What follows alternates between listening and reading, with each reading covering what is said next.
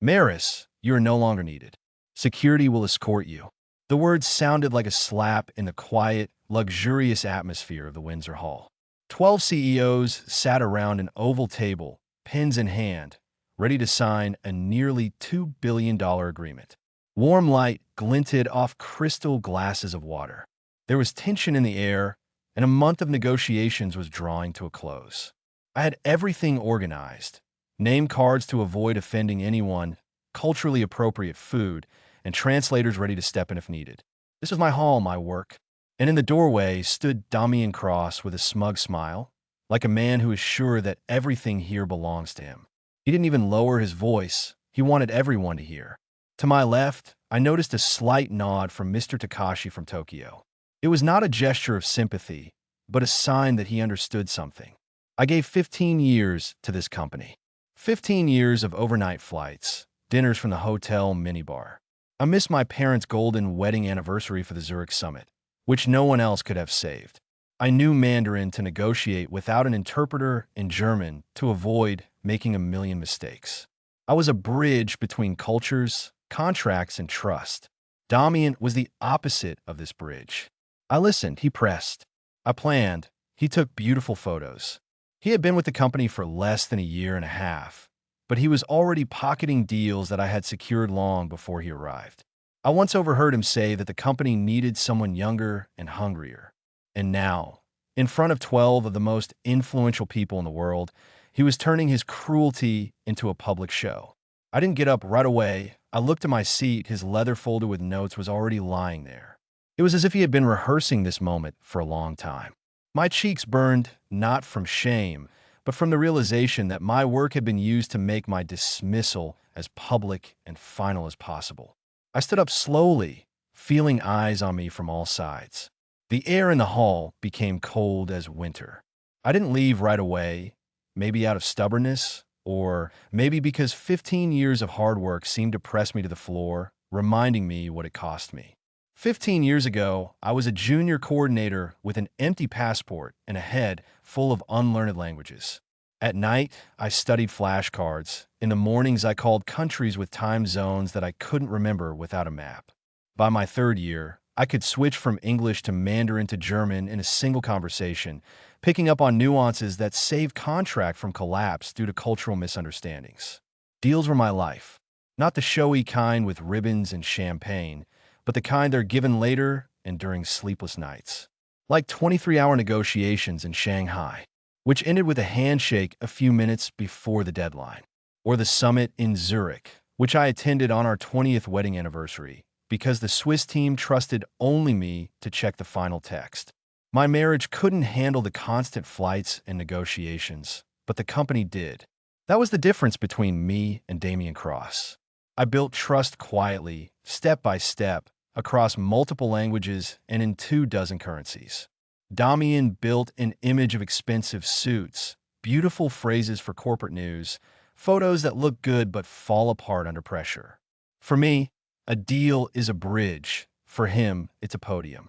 I remember how last year during a coffee break, Henrik Woolmer, the head of the Berlin tech concern, leaned over and said, "I wouldn't have signed this even for Yoda if your name was in on it, Maris." It was not flattery, but a fact. The deal only took place because both parties trusted me. And a few months later, Damian stood on stage, receiving an award for this project. A project that almost fell through until I noticed a mistake in the translation of the penalty clause at the last minute. He didn't mention my name, and he didn't have to. The applause was already his. And I sat in the hall, with my hands folded, swallowing thoughts. That just saved his career from its first serious failure. And now, standing in the Windsor Hall, I felt that this memory stung more than the humiliation. I ended up here not because I failed, but because my success was inconvenient for him. And this was the bitterest truth. Damian's ambush didn't come out of nowhere. She had been preparing small, calculated attacks for months under the guise of strategic changes. First, the phrase, young energy, over a cup of coffee, said as if he was just joking. Then the new face of the brand at the budget meeting, as if my experience was already outdated. The third time, it became a refresh of the leadership's image, a subtle hint that no one dared to dispute. I've been in this field for too long not to notice when a coup is being prepared, but I didn't expect that he wouldn't wait for a clean exit. He will choose a spectacular show, and he chose the scene perfectly. Today was not just any day. Today, 12 CEOs from around the world gathered to sign a $1.9 billion partnership. He knew there would be cameras in the hallway, assistants at the ready, and the stakes at maximum. It wasn't enough for him to simply replace me quietly, mentioning me in Monday's newsletter. He wanted my dismissal to be part of his grand entrance in front of the most influential audience he could muster in 20 minutes before the meeting. The phone vibrated. It was a message from Clara, one of the few assistants I trusted. He brought her. She is waiting in the corridor. I didn't need to clarify who she was. This was the very strategic find that Damien had been preparing to replace me. I remember looking at those words. They seemed to blur before my eyes. The anger came immediately, hot and sharp. But years of negotiations have taught me the value of calm. Anger had to be hidden, contained, and directed at the right moment. I straightened my jacket, checked the seating arrangements, and continued working as if nothing had happened. But inside, rage was pressing on my ribs as I laid out the final briefings. Then another notification appeared on the screen. This letter was not addressed to me. Damien added me to his mailing list by mistake a couple of weeks ago. Subject: photo update of the Windsor event management. The letter described where the photographer should stand to get the best overall shot of the new manager replacing the old one. The old me. I've seen a lot of cynical moves in my career, but this was a pure stage humiliation. He wanted my dismissal to be withdrawn, formalized, and sent out as proof of his brilliant leadership. At that moment, I felt almost physically helpless. I couldn't stop him when he entered the hall and put on his show. But underneath all this anger, I held on to one cold thought. He was walking straight into a trap he didn't know about, and all I could do was let him do it. I knew for a long time that Damien would try to get rid of me. I just didn't know when and how boldly.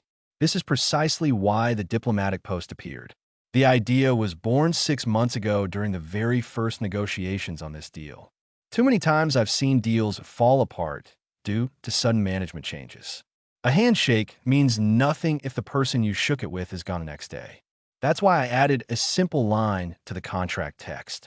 If the principal representative specified in the agreement is replaced or dismissed before the final signing, all preliminary agreements automatically become null and void. No names. But in all versions of the agreement, I was the main representative.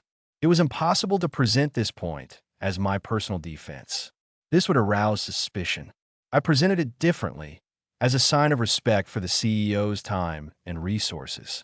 I used all my languages. Soft, convincing Japanese for Mr. Takashi, clear and precise German for Henrik Fulmer, and subtle, nuanced Mandarin for Li Wei. I explained that it's not about specific people, but about stability. You put in months of work, I said.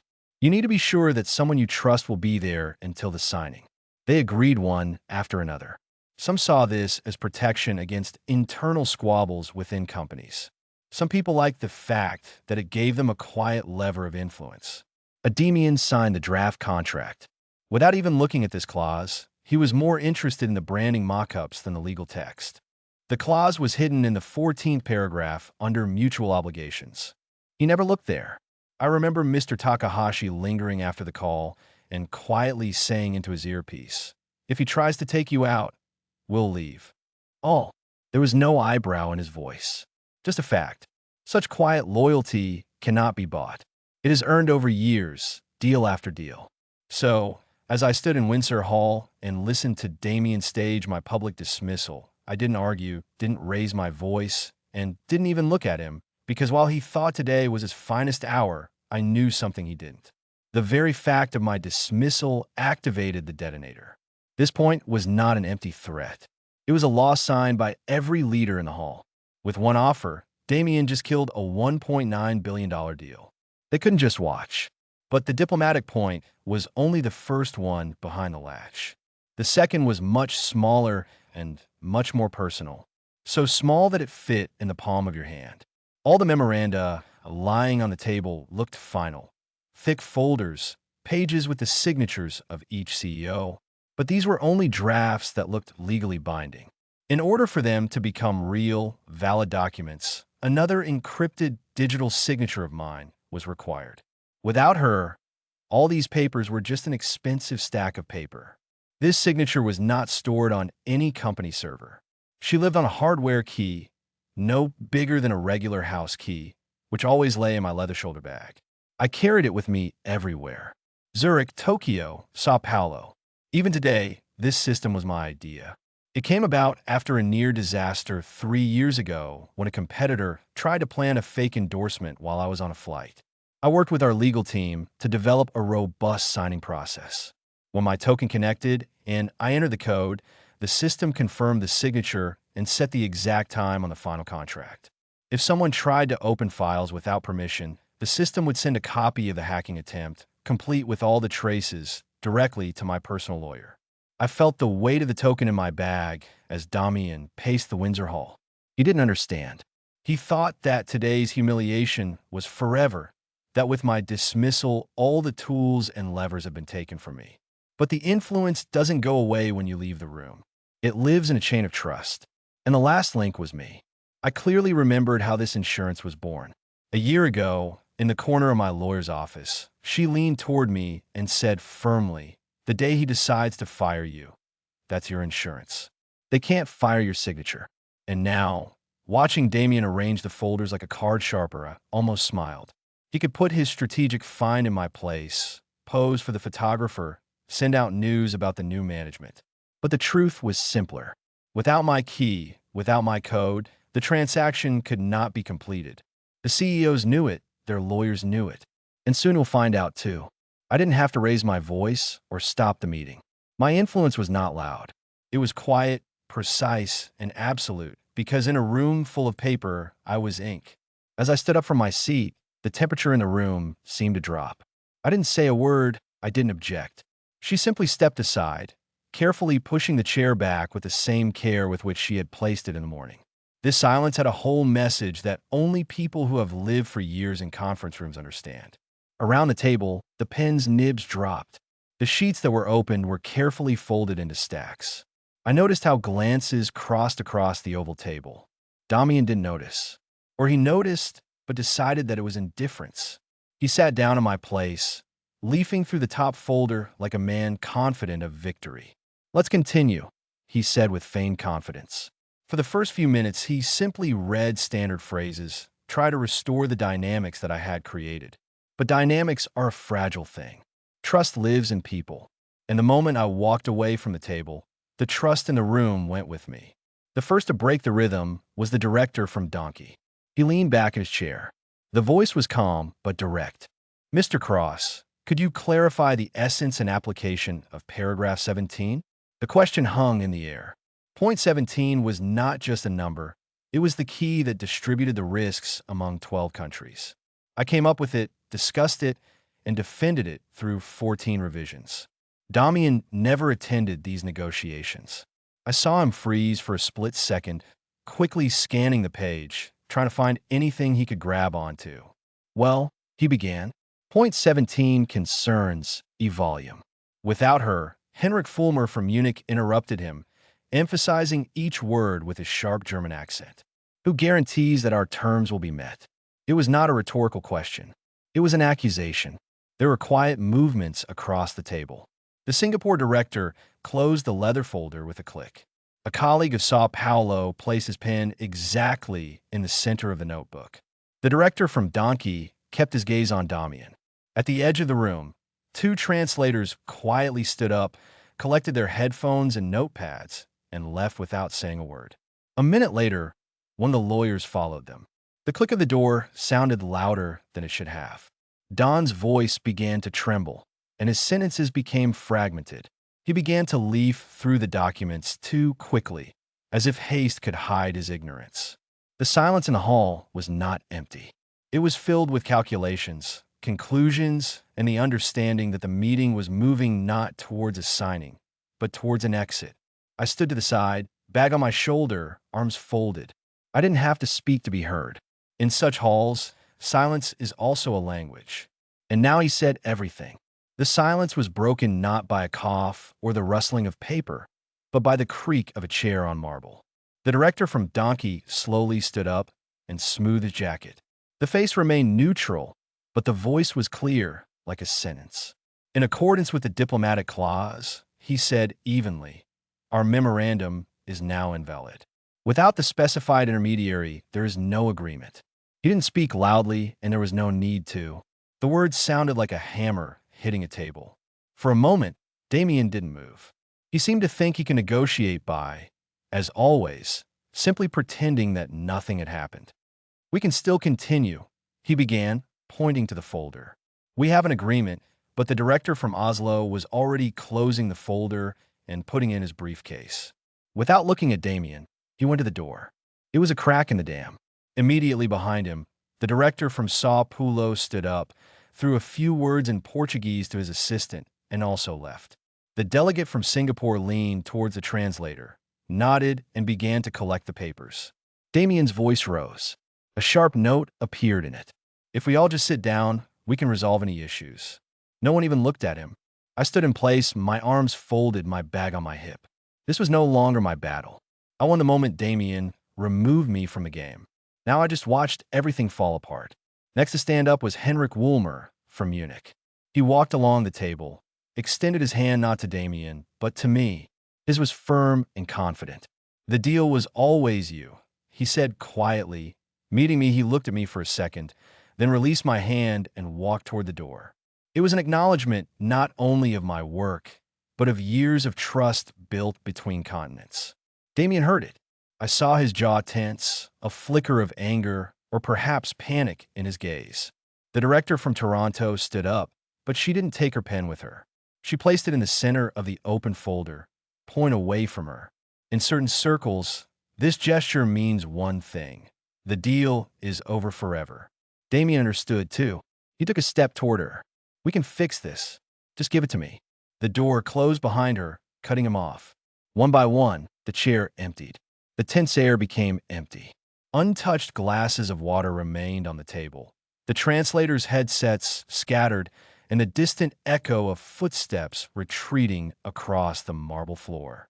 I didn't smile outwardly, but inside, beneath the calm mask I'd maintained all morning, a slow, steady beat of satisfaction beat in the air.